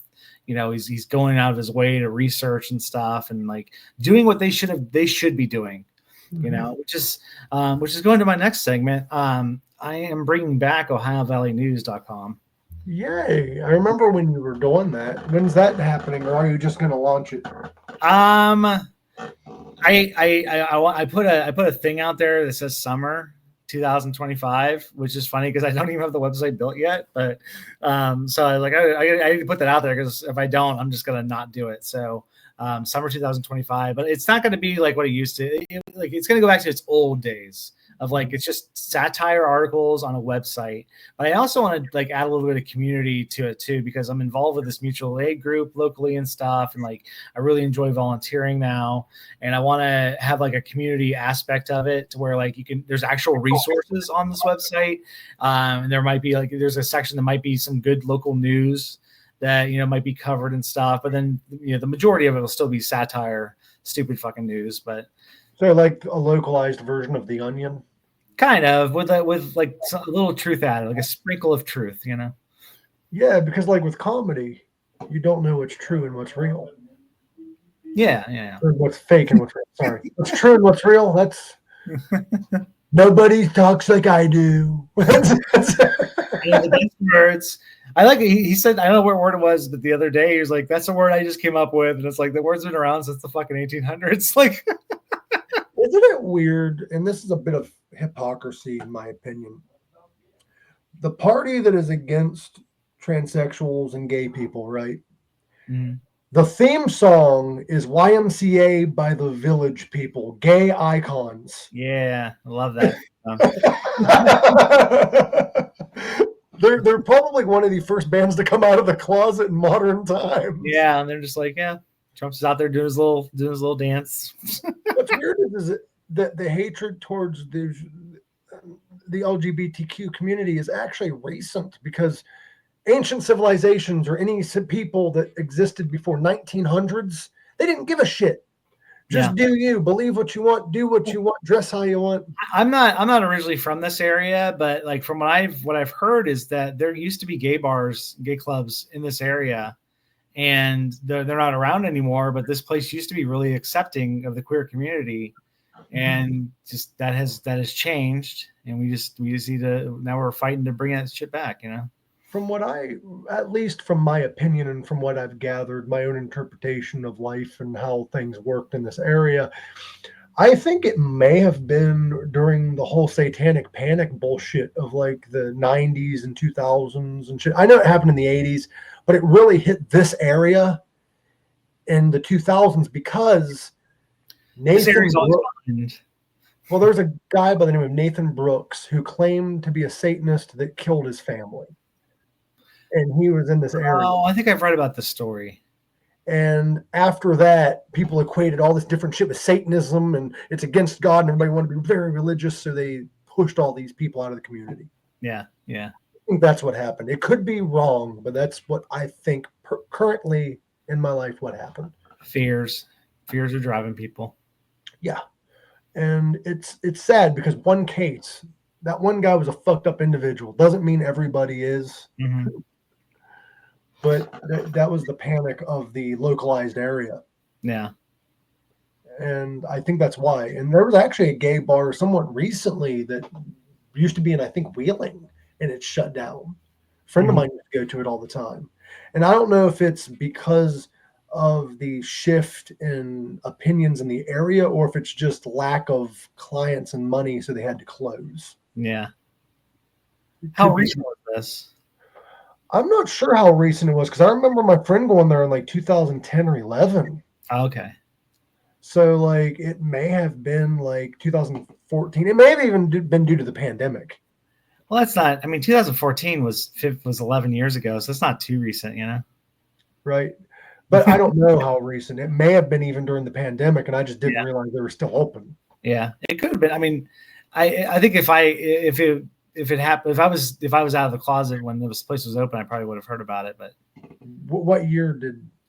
It was around COVID. What year did I started slow. I think the first year that I ever went out in public was 2021. And no, it was 2019. Holy shit. Yeah, it was 2019. It was right before the pandemic. And I was still working at my old conservative job. And I started transitioning then. And I actually would drive to Columbus. I was making good money at the time, so like I can afford it. And I would drive out to Columbus and spend the weekend there and just be myself because I didn't feel comfortable doing it here. And then I ended up getting a great therapist who recently passed away. His name's Jimmy Pickett. And he kind of helped me, feel comfortable in this area and help me kind of, get to where I was going. Dan that owns Waterfront was one of the first people that I ever came out to. Oh, nice. Was, holy shit, really? I was like, yeah. That's crazy. Yeah. Like I knew it was somewhat recent because you have mentioned in the past that it was like before the pandemic, but I didn't know how much before the pandemic. I didn't know if it was like 2018, 19. No, it was like maybe 3 or 4 months before the pandemic. Damn. Yeah. That's got to be like a hard situation because everybody's already locked into their houses. People are already angry. Yeah, it was honestly, it was the perfect time to transition, like to come out, like was during the pandemic because A, nobody's going out anywhere, so you're not missing out on much. You're just there at home, being yourself. But then B, when you do got to go out and you want to be yourself, you got a fucking mask hiding half your face. How weird was it though after the pandemic, your family and stuff? They're like, oh shit, we ain't seen you in a while, and now I don't know. I haven't talked to my family in a hot minute, so I'm not sure. That they weren't accepting of it at all. Oh no. I have extended family. I have an aunt and an uncle that I talk to, and I actually have a cousin out in California who's trans, and they came out years before I did, and he actually let me know like what family members were the ones to watch out for, and unfortunately, it was all the ones that were local to me. That's unfortunate, but I think honestly, Cali is a lot more accepting though, because they have a lot of like community outreach. And I'm not saying there's none here, but out here is more judgmental towards that. Yeah, yeah. I mean, you don't even have to go that far. I spent over the weekend when I shot that festival. I didn't realize when I went to the festival that there was going to be a lot of queer people there. And when I went there, I was just like, I felt a sense of relief because I was just like, I don't have this weight on my shoulders anymore of like worrying, my head on the swivel. Like, is there some asshole that's, clocking me or talking about me or doing? And it felt you can let your guard down, and it just felt comfortable. And then like I was like, I'm looking at my footage now, and I'm like, you can tell that my guard is like down because I'm just like, my work is like so much better. And I'm like, I didn't realize. It's just kind of like that weekend just kind of like put a light in my head. It was just like, wow, this is like, you can tell how that stress is just like affecting my job, That is actually beautiful to have that kind of support when you probably felt like you didn't have it prior to going to events like that. Because I'm different from my family members in different ways, and I realized a lot of my family luckily is supportive of Mhm. my life choices and stuff, but it's nice to have a support system. Yeah. Family or not, it's nice to have a support system. It's nice to be around people that are like, you are going to have your hateful assholes, but that goes back to the ignorance of bullshit. Mm. And I find it, I don't know if it's just me or not, but I know it's not a derogatory term, but I always feel weird using the term queer because it sounds like it should be, or it used to be derogatory at Yeah. one point. I think it's one of those terms that like the community's just taking back, taking ownership. Oh, the N word for black people. Yeah, kind of like that. Well, it's funny because like around here, like that stuff isn't like, like that's not like the norm around here very much.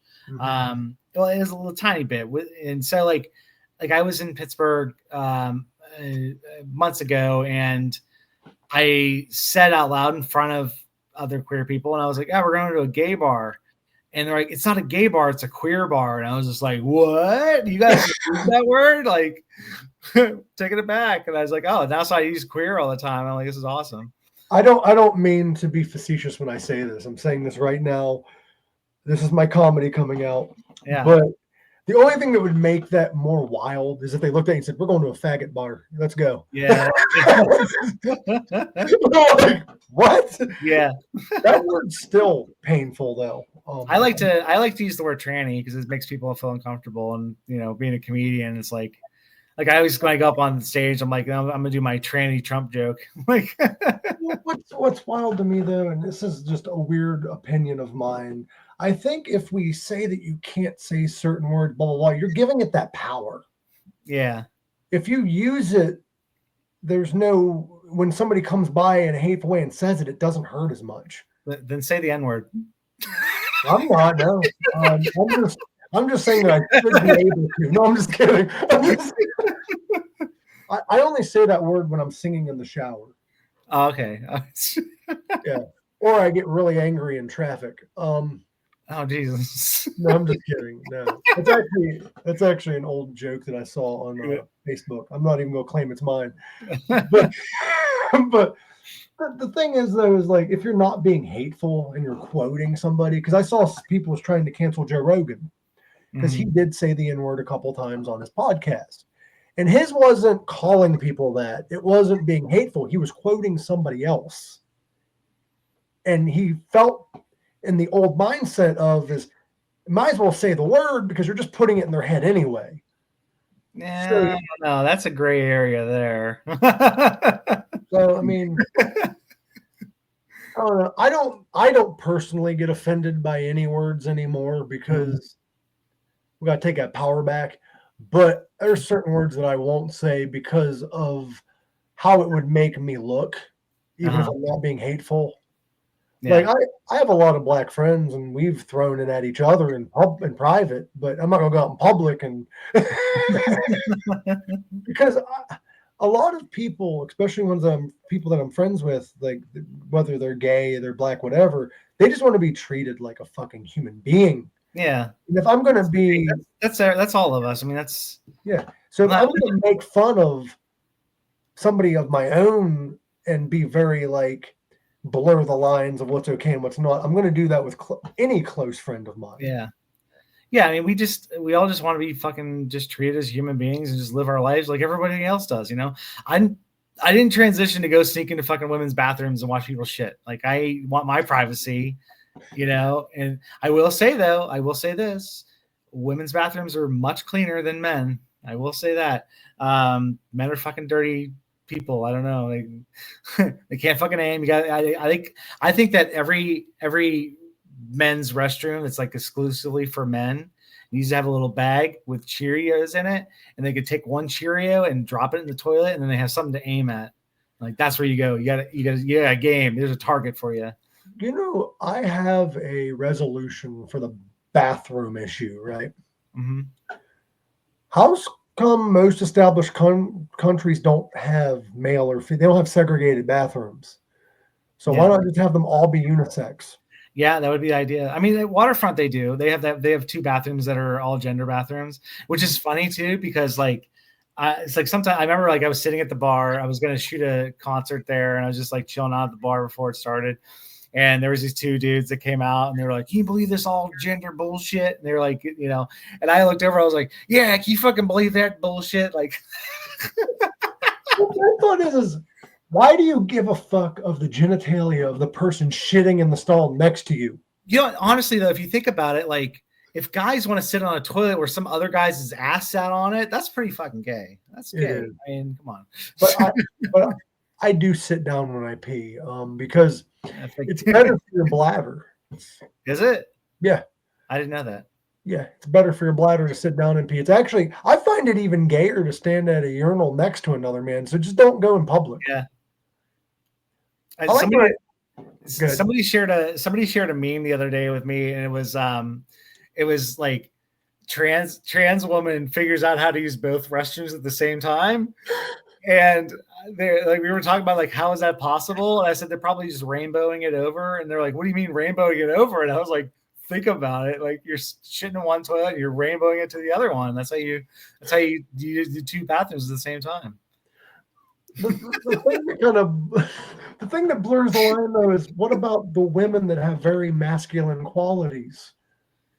Well, I mean, that happens. There's men that have very feminine qualities, and there's women that have very masculine qualities. There was a cis woman that got harassed out of a bathroom not too long ago, out of a bar. I think it was a bar, because the security guard or bar owner or whatever thought that was a guy going in the women's restroom, and it was a woman. Like, she just had short hair and shit, and it's just like, this is the unfortunate side effect of like where we're going right now, is they're so pissed off at like that less than 1% of people going to have to take a bath, you know, to go take a piss, that they're now attacking people because they don't specifically look like the gender that they're supposed to. Statistically, let's get into statistics. All right, now we're talking math. Your chances of having a child abused in a bathroom is more or less likely than in a fucking church. Yeah. So, with that being said, should we ban children from going to church now? Right. Like, logically, that makes sense. Like, you know, I'm not coming after religion though, because I you want to talk about indoctrination? Like, the churches, come on now. It is, but like, I respect everyone's belief. My parents are religious, and I have my own spiritual path. I will not. Yeah, I'm not bashing religion. Everyone can believe in what they want. I myself, I just kind of, I live my life where I try to put good in the world, and whatever God accepts, that is, you know, I hope that you know, I hope whatever God it is looks at like someone who does good things in the world and goes, that's somebody who's coming up with us. You know, yeah, that's the way I live my life. I could never follow a religion where somebody like Adolf Hitler goes to heaven, but Gandhi goes to hell. Yeah. Because last second Adolf is just like, I'm sorry, I repent. And they're like, oh, that's green light, bring on up. Yeah, like, I can never. And I know people are going to come after me. They're like, well, Hitler wouldn't go to heaven, but technically, according to the religion, I mean, he, as far as everyone knows, he had God as his savior. So like, and he claimed to be Christian, even though he followed occult practices, which is kind of a blurred line. Right. But maybe they have like an HR department in heaven. And he had to like go through, go through courses first. Do they have ice in heaven? Right? Oh God. Oh God. Like it's, I don't know. That's a whole different conversation for another day. I say things that are considered blasphemous all the time. I don't mean it in a hateful way. I'm trying to expose the hypocrisy that certain people have. My mom's the most loving person I know. She's the most accepting person I know. There's a lot of Christians like that. Yeah. But it's the ones that come after me and hate me for being me that I'm like, yeah, but statistically. Yeah. Did you see the meme where because the Pope passed away like right after he met JD Vance, and the meme where they're saying that he went straight up to his boss to go complain. Like that's fucked. Fucking wild. I saw the posts about JD and it's funny because even the Pope was like, I'm out. Like I'm not I'm not doing all that's that. enough humanity for me. It wasn't even 24 hours later, was it? I don't know. It had been that or a day or two later. It wasn't that big of a window. Damn. It might have been 24 hours. Yeah, it might have been like the next, like, yeah, I think you're right. It was like 12 hours or something because I don't think it was even 24. Yeah. I think he met the Pope that night and he was dead by morning or some shit like that. He's got the touch. JD Vance has got the death touch. And Trump's got the touch, but he touches other things. Yeah. Just grab it. In today's world, they're going to claim all that shit's AI anyway. AI is getting kind of scary because, like, I saw somewhere that at one, I don't know what year it was, but apparently Russia tried claiming that Ukraine surrendered using AI. The fucking president was like, nope, that wasn't me. Did you see that? I just started seeing these. I think it just got released like within the past few days. But Google has a new AI system. I forget what the name of it is, but it's incredible. Like it does video and it does like voices and stuff like that and all the sound and everything. But you put a prompt in and you can make a whole fucking movie. And it looks like real people. It looks like an actual, like they're doing these clips and like it's insane. Like look it up and like be freaked out by like what the future has. Like it's bad. I'm kind of excited, yet kind of not, because I'm excited because, like, let's say something happens to me and I still have the creative mind, but I can't release the podcast that I want or whatever. I can easily use a version of me, use my actual thoughts, and still work. I don't know. There's movies against this. There's movies that highlight the reasons why we don't want to do this. Yeah, there is. But I'm trying to be positive. But I mean, like, yeah, like what if someone uses the AI prompt to bring fucking DMX concerts back and stuff, you know? They've already done that though, because remember those are holograms. Yeah, true. They did that shit with Michael Jackson. They had him fucking performing in Vegas and shit. Yeah. I'm like, and they had Tupac and Ronnie James Dio. I'm like, yeah. It'd be sweet if it was like their actual like dead body and just like on strings doing. God, you're fucked up. Back on tour, the corpse of Michael Jackson. They could do that with Joan Rivers because hers wouldn't decompose because plastic takes a while. Yeah, it does take 150 years to decompose. Joan Rivers, though, she's a pioneer. I don't know if you were a fan of Joan as a comedian. I honestly didn't know that she was a comedian. I knew of her. I just had never seen her in her stuff before. I know. I'm sorry. I apologize. Watch her. She is fucking hilarious. Okay. She did a joke one time. She said, when I die, I want to donate my body to Tupperware. I'm like, that's hilarious. Nice. That's nice. That's awesome. She did a joke one time about I think it was like a death joke or something. And some woman in the audience was talking about how like, that's not funny. My daughter's deaf. And she's like, nobody gives a fuck about your daughter, for one. And for two, my husband's deaf. He also lost his leg during Vietnam and he went back for it because, you know, he wants to be respectful. He don't want to leave trash. I'm like, oh my God. Like she was ruthless. I would compare her to like the ruthlessness of. I can't even compare her to anything because she was just her own field. But if I had to, she'd be like a female, like Bob Saget, kind of, but not as raunchy all the time. But she did get raunchy. I'll have to check her workout. I could not believe that I did not know that she did comedy. Yeah, she started out as a comedian and then she went into like fashion and TV shows and shit. Okay.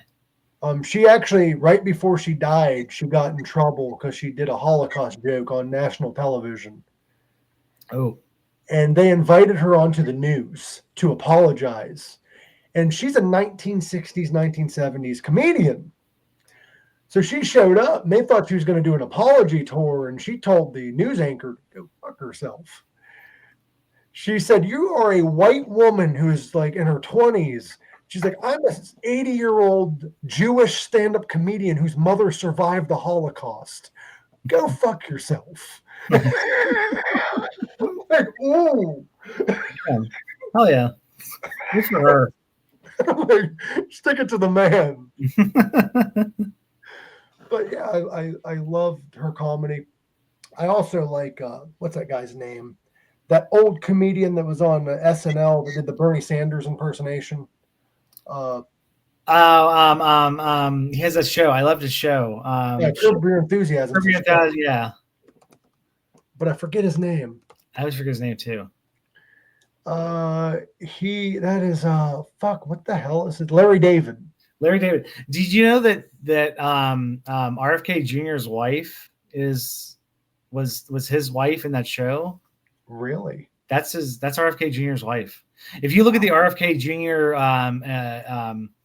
The hearings where they bring him in, I forget what the shit that's called. My brain's farting, but she's sitting right behind him. That's hilarious. Yeah. Confirmation hearings, that's what it is. She's sitting behind him during the confirmation hearing. So if you look up RFK Jr. confirmation hearing, you'll see her just sitting directly right behind him.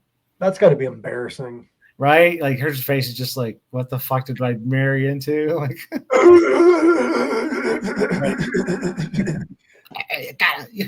he's not talking though. I feel bad for him. That brainworm is really doing a number. But steering his decisions. Let's go in the water. Let's go to the sewage. It's a good idea. But the point I was going to make with Larry David. Oh, another random fact about Larry David. Him and Bernie Sanders. He made Seinfeld. I don't even think Seinfeld's that funny. I don't either. I love Always Sunny in Philadelphia, but Seinfeld's just like, oh, I can't. Well, Always Sunny's fucking hilarious. Seinfeld just. But with Larry David, did you know that him and Bernie Sanders are cousins? We found that out. Huh. They're distant cousins. But Larry David did a joke that got him kicked off Saturday Night Live. Now, that's a hard thing to do, but he did it. Yeah. The joke in question was he said that he's like, I think he said he had family or something that survived the Holocaust. And he's like, I could never have survived the Holocaust because I'd be too busy hitting on the women. Like, hey, do you want to go take a shower? That was the joke. And they fucking canceled him quick. Like, he got kicked off the show. And he's like, that's my trauma. Like, why are you like, I get it. It's something. He was mostly a writer on SNL, wasn't he? He was a writer and he also did a lot of skits. Okay. It's just like Tim Robinson. That I don't know if you ever watched Tim Robinson stuff. I Think You Should Leave, or I think that's what it's called. I Think You Should Leave. It's on Netflix.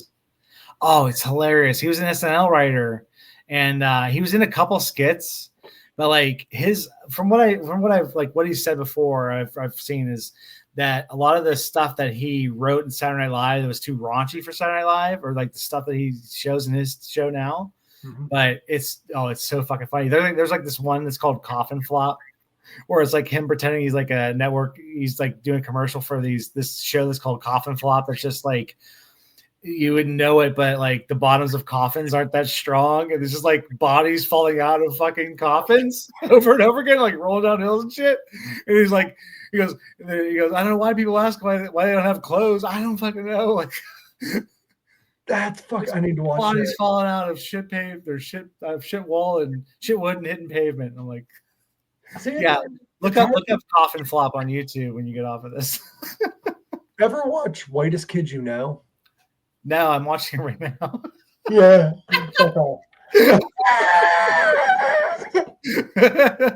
But no, I haven't. They were like early 2000s, like sketch comedy. Mm-hmm. But they really pushed the limit on what you can and cannot do or say. Yeah. Like they really pushed it. Like they had an episode where they were talking about like things you can't do on television as they're doing it. Mm-hmm. like there's things I can't repeat. Yeah. But it was great shit. I thought it was great. But we're the generation that grew up on this shit, so I don't think you can hurt our feelings. Like we've already been through some pretty fucking traumatic shit, you know? Yeah, like 9/11, Y2K. And people claim we're the sensitive generation, yet older people are getting upset about somebody's genitalia. Yeah. Everyone's a snowflake until it's you. That's what we gotta start doing. We gotta just start calling everybody like snowflakes. That's what I'm gonna start doing with the people that are against trans people. Like, you guys are fucking snowflakes, man. Let's do it. Yeah. I found it weird. Somebody called me a snowflake. I'm like, so I'm unique. That's cool. Thanks for the compliment. Right. Listen, I got a couple of years ago, I got diagnosed with MS, and they call that the snowflake disease because like everyone that has it is like unique. And they called me, they were like, yeah, it's a snowflake disease. I was like, the fuck you calling me? I just transitioned, you dick. Call me a goddamn snowflake. I got a disease. I was just diagnosed. There's no cure, and you're here calling me a fucking snowflake? I didn't know you had MS. That's got to be rough. That's okay. As long as I keep my stress down, it's okay. Which is fantastic living in the Ohio Valley as a trans woman. Okay, you're really living on the edge. You live in the Ohio Valley as a trans woman, and you have like 50 different things that you do at any given time. Yeah, you have MS, and you can't. Yeah, and on top of that, I have MS, and the way I can relapse is if I stress out too much, that'll trigger it for me. That's why I'm always smiling and happy and shit. You know, honestly, like, I can't be fucking sad, depressed, or stressed out because then I'll be fucking forgetting, the next few minutes of my life and not walking straight and walking into walls and shit. So I gotta keep a smile on my face. I have another friend that has MS, so that's interesting that I know somebody else. My friend Joni, she has MS. She just happens to be the first medical patient of Ohio, but she's an older lady and she's incredible. She's so inspirational because she used to work for the state. Mm-hmm. And she worked for the state for a long time, and she couldn't really walk. And I don't really want to go too far into her story because it's hers to tell. Mm-hmm. But she had issues walking and stuff, and ever since taking cannabis, she quit taking pills as often, just when needed. Yeah. She used to have to take them all the time. Yeah. She don't take it as much often, and she's able to swim at her swim sessions, and she's able to walk occasionally. She does still use a little stroller. She has her off days, but THC's like it's a suggestion from doctors that try some THC and see what it does. I mean, in Ohio, when COVID hit, like when I lost my job and COVID hit, and I was job hunting, and I was like, I had not smoked weed since college. And I was just like sitting around like, nobody's fucking hiring. I'm starting my own business. Like and like in Ohio, you had to have like before they made it to where anybody can smoke weed in Ohio now. It was like, it was medical only, but like MS was like one of the like guaranteed things, like you're greenlit right through it, which is crazy because they still make you pay the $200 fucking doctor fee for the doctor to go, oh, you have MS, you're approved. And it's like, thanks, here's your $200. Like, what the fuck? What pisses me off is I got my medical card when it was still expensive. Now it's like $100. Yeah.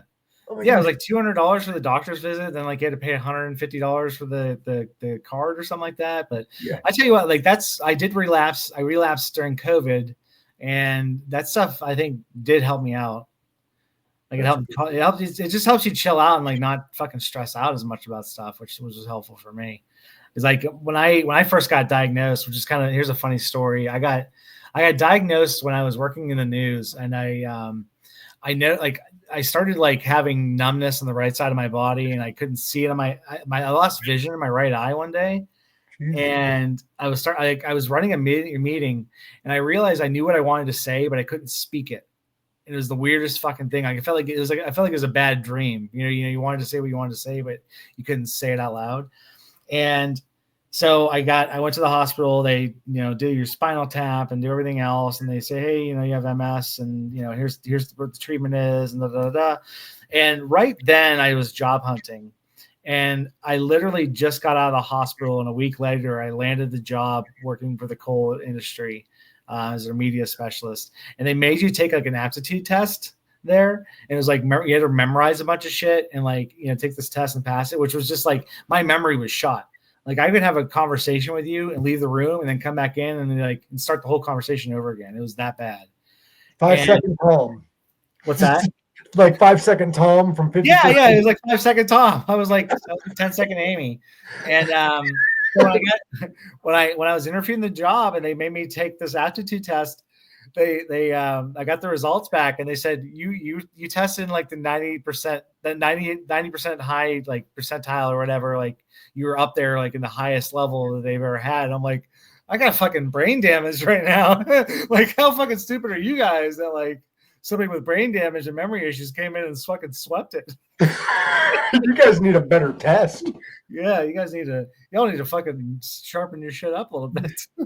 That's fucking crazy. Like you've lived quite the life. Fun times.